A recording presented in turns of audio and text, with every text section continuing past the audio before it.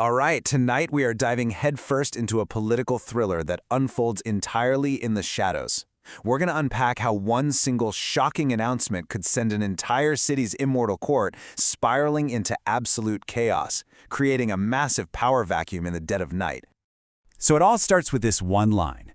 Picture this. It's a Halloween gala, and the city's top vampire, the ruler they call the Prince, gets on stage and just drops this bombshell. With just those 7 words, 100 years of stability starts to crack, setting the stage for total mayhem. So who fills that void? You'd think it'd be his number 2, right? Nope. Power is suddenly thrust upon his top lawman, the sheriff. And you can tell just by looking at him, he is completely blinded. The job is his, and it is the absolute last thing he seems to want. And that's the big question, isn't it? How does a political structure that's been in place for ages just collapse so suddenly? Well, to really get what happened, we've got to rewind the clock just a few hours to right before that world-shattering speech. Okay, Section 1. An uneasy Halloween gala, the calm before the storm. So the whole scene for this implosion is this big Halloween party. Now, it's being held on neutral ground, a place called an Elysium. All the city's undead elite are there, and they're all playing nice, but you can just feel the tension under the surface. It's a real powder keg. And the way we're seeing all this go down is through the eyes of this small crew of young vampires, a coterie. Their night starts with this tiny little conflict that just perfectly captures the whole mood. One of them, a guy named Frost, uses his vampire speed to swipe a parking spot from some rival. I mean, it's just a parking spot, but it tells you everything you need to know about the friction in the air that night. You really have to think of this party as a giant undead chessboard. Every major player is on the board. You've got the establishment, the Camarilla, with the prince and sheriff. You've got your outsiders, like this anarch named Parissa, who's trying to get back into the club. And then the real wild cards, the out-of-town VIPs, who are just circling, smelling blood in the water. But the craziest detail? The prince is wearing a polo shirt. A polo shirt to his own formal gala. That alone is a massive red flag that something is way, way off.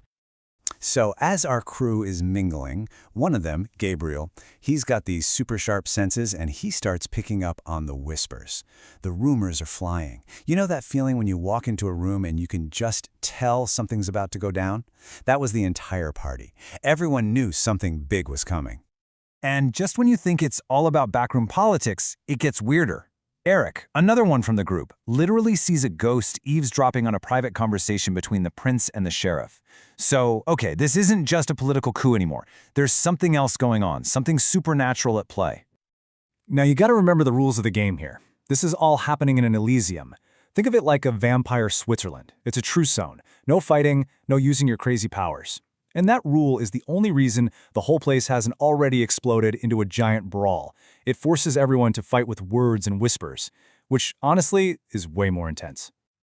Okay, this is huge. Right before the big speech, the sheriff pulls our crew aside for a secret warning. He basically tells them, look, I think the prince is about to do something stupid that makes him look weak, and if he does, I might have to stand up to him. When that happens, you guys stay out of it. Don't get involved.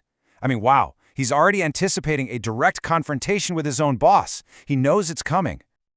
And that brings us to Section 2, the fallout, a court in disarray. Because then, it happens. The prince grabs the mic, and that fragile piece we talked about, it doesn't just break, it shatters into a million pieces. The party's over. The crisis has begun. So the prince gets up there and tries to sell this story about needing some me time. He says he needs to get myself corrected. But our crew isn't buying it. They can see what's really going on. This isn't a leader taking a vacation. This is a man who is genuinely terrified. He looks like he's being forced out, like there's a gun to his back that no one else can see. His words are saying one thing, but his fear is screaming something else entirely. And you can just imagine the room. A wave of shock, confusion, total silence. But look at that slice of the chart for intrigue. For some people in that crowd, this isn't a disaster. Oh no. This is the opportunity of a lifetime. While everyone else's jaw's on the floor, the sharks are already circling, figuring out how to use this chaos to their advantage. So let's move to Section 3, a coterie secret council, putting the pieces together. As the party just dissolves into chaos and panicked whispers, our crew gets out of there. Smart move. Turns out the sheriff had already given them a key to a secret office downtown. And it's there, away from prying eyes, that they start trying to make sense of everything that just happened. So they all get together and start putting their notes on the table. Eric's like, okay, I saw a ghost. And by the way, the sheriff comes from this super powerful ancient bloodline. Then Frost drops this wild theory about something called the beckoning. And then it hits all of them. The sheriff, by taking this job, just became the city's #1 target. And who's probably got him in their sights first? The seneschal, the guy who is actually next in line for the throne. Yeah, he is not going to be happy about this. Now, this idea about the beckoning is a real game changer. If it's true, it suggests this isn't just about local politics.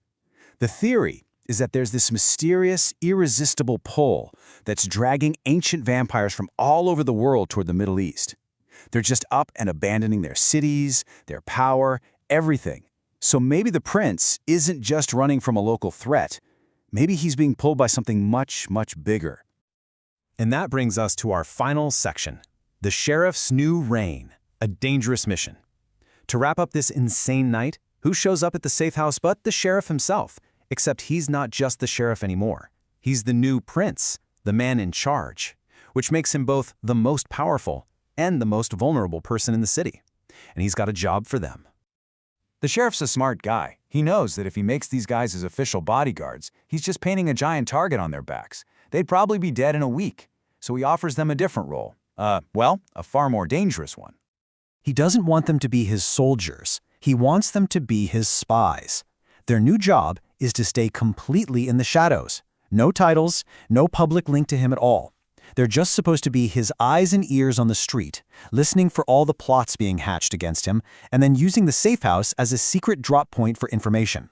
They're not on the front lines anymore. They're agents in a Cold War. And so that's where the night ends. The entire power structure of the city has been flipped on its head. You've got a reluctant new ruler, and this small group of young vampires has been thrown right into the heart of the fire. They're not just watching anymore. They're players in the game. And the big question hanging over everything is, in a city that's about to tear itself apart, can a few pawns survive on a chessboard that's built for kings?